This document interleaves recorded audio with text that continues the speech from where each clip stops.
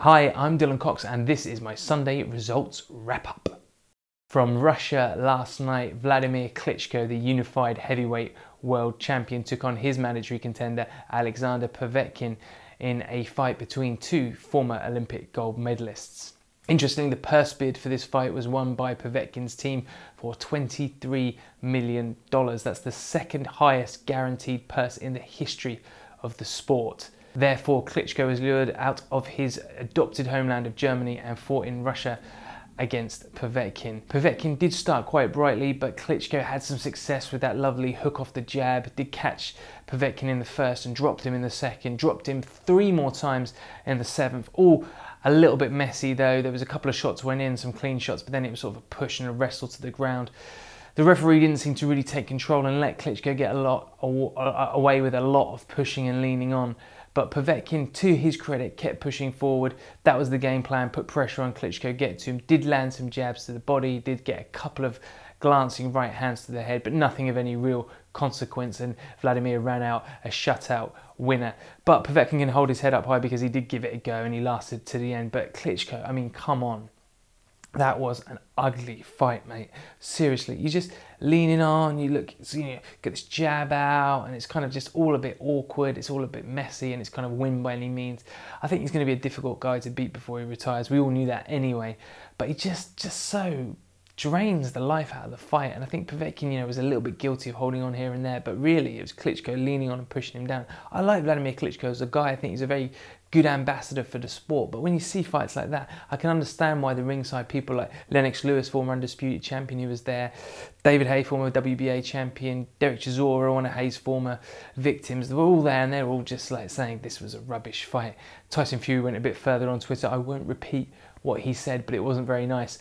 But let's be honest, Klitschko, you got to do something a bit more than that to light up the world, and I think really now he's got past Povetkin. If he takes a few more of these dud mandatory defences, he might fight Pulev or someone like that. He's going to need at least one big fight before he goes, and that big fight could be against one of those names I just mentioned, Chisora, Fury or Haye, or someone like Deontay Wilder. So we'll wait and see what happens there. In London at the O2 Arena, it was the Carpe Diem bill, headlined unofficially by Olympic super heavyweight gold medalist from London 2012, Anthony Joshua. That'd be the 3rd super heavyweight gold medalist who fought last night, with Klitschko and Povetkin in Russia. So a little bit of history there, maybe. It was officially headlined by Scott Quigg and his WBA super bantamweight title fight against challenger YOANDRIS Salinas. Let's talk about that fight first. Quigg really a victim of not starting quick enough, really. I mean, he came on very strong in the last few rounds and he looked to have maybe done enough.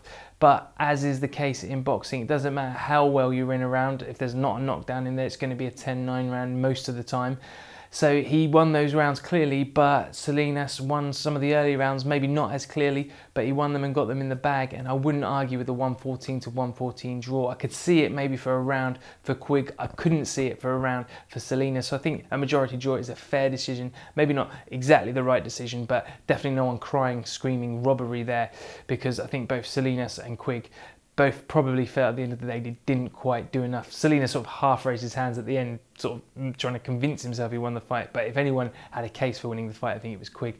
But you can see his disappointment in the post-fight interview there with Sky. And I think it's just disappointment because you work so hard for that moment and then you just maybe look back on it today. He'll watch that fight and think, I should have done a little bit more. He did say it was his game plan not to go all guns blazing at the beginning, just to have a feel out with Salinas and then take him into the later rounds. But I think he'll look back at the tape and think even in that scenario, he could have done more in those early rounds. He was just standing off a bit too much. He landed some beautiful body shots. He definitely upset Salinas with some of those body shots. But it's one of those fights. If it happens again, I doubt it. Eddie Hearn's not the big fan of rematches and stuff. I mean, he did put the Chilemba Belly rematch on, but I don't think there's a need for this one. I think Quigg can now just kick on and maybe get a bigger fight, and hopefully if Frampton keeps winning, although he's on Box Nation and he's with Barry McGuigan as his promoter, etc., if they can kick on those two and in about 18 months time get a big fight together, and Quigg has the WBA title, okay, albeit not the real title because we know Rigondeaux's got that. But if Frampton can win an IBF title or something like that, they can have a sort of, sell it to the public as a unification match, and it'll be a big fight over here. And an interesting one, and one that the British boxing public needs. But Quigg, unfortunately, walks away with a majority draw, doesn't have a loss, but at the same time, doesn't have a win, so he's probably a little bit disappointed. On the undercard as well, Kevin Mitchell was back, 1-6 against a sort of unknown Mexican. Looked okay, but it's hard to judge how good he is. But he looked quite sharp under Tony Sims, and hopefully now he's got his head in the right place and he can crack on in the lightweight division. A fight that was talked about was Derry Matthews. That would be a barnstormer, but one I think actually Mitchell should have enough to beat Matthews. Again, it's about levels. Matthews was that level above Curtis Woodhouse, but I think Mitchell's got the pedigree and is just that slight level above Matthews. But it'll be a great fight, an entertaining fight, definitely for the fans.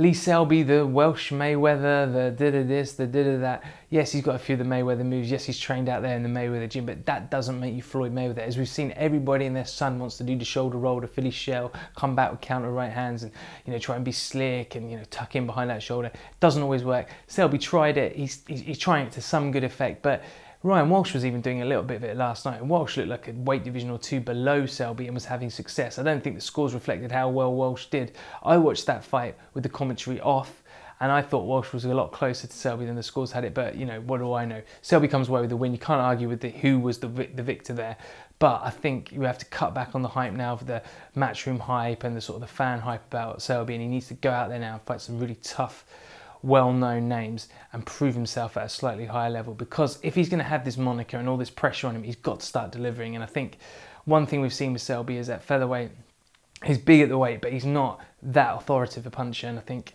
we'll see in his next few fights how well he does. So the last man out last night on the O2 bill was Anthony Joshua, the big super heavyweight gold medalist from London 2012. Looked in tremendous shape, testament to his time at GB, but also his natural athletic abilities. And he looked very sharp in the ring there against an overmatched Emmanuel Leo. Leo 8-0 with 3 knockouts, undefeated, looked good on paper. Again, an easy sell to the casual fans. He's not fighting a tomato can, as some people phrase some opponents. But again, you just only had to look at how Leo reacted when a jab was thrown his way. Sort of hands were all over the place, head up in the air. He didn't really look to be that comfortable in the ring. But credit to the man, he took a lot of stick from Joshua. But Joshua, honestly, as professional debuts go, it was great. It was, like I said, well matched, cleverly matched. But Joshua looked sharp. And one thing, people comparing him to Audley Harrison, comparing him to Lennox Lewis. And I think Nick Hawley, the commentator on Sky, said the truth may lie somewhere between the two. And I mean, it's far too early to tell how good Anthony Joshua is. But on that performance, you can say that he's not like Audley Harrison, where he's super cautious. He looks like a rabbit in the headlights when someone throws what appears to be a jab his way. He looked like he enjoyed it in there. He said in the post-fight interview that he loved the fact that he had like proper wrapped hands, the head guard was off, he had the smaller gloves on. You could see that he was sort of enjoying the adrenaline of being there in a professional boxing ring, and I think that excites me about him, because he did take a couple of shots. They weren't heavy shots, but he took them and he just ploughed on forward, but with educated pressure and a great jab and fast hands for a big man. So I think this guy could have a lot of potential. Too early to tell. I'm not going to make any stupid bold claims that he's going to do this and that. I think that's ridiculous for people to start saying that. But what I will say is, as professional debuts go, it doesn't get much better than that. And my word, what a wise head on young shoulders he's got there. He seems so calm, he seems so aware of what's going on, and I think that's going to put him in good stead for the future. But Anthony Joshua, we salute you here at Seconds Out, and we wish you the very best in the rest of your career. Miguel Cotto returned to action almost a year since his last fight against Austin Trout last night under the tutelage of Hall of Fame trainer Freddie Roach. Their first fight working together against Delvin Rodriguez over in Orlando, Florida. It was a great performance from Cotto, stopped his man in 3, looked sharp, and some people are saying back to his best. Bit of a push there, but a light middleweight, the right weight for Cotto now these days. I think he looks good. He's got a lot on the clock, obviously. Cotto, he's been in some big fights, some big wars, and he's been stopped in the past, etc. But it was great to see him back, a future Hall of Famer himself, and I think you'll find every fighter's favourite fighter. So Miguel Cotto, good to have you back. 3rd round stoppage. Referee did the right thing by stopping the fight, and hopefully that will manoeuvre Cotto into a big fight and he can walk off into the sunset. Don't forget to watch Radio Raheem's coverage from the States. We've got Bradley versus Marquez, a super fight there, and then Radio Raheem's going over to Macau in China to cover Rios versus Pacquiao. So you're going to get some great coverage from there. We've got Frank Warren presser coming up this week. We're going to have some more matchroom pressers coming up, some more one-to-one, some exclusive Derek Chisora content. So don't forget to like, share and comment on the videos, and I'll see you next time, fight fans.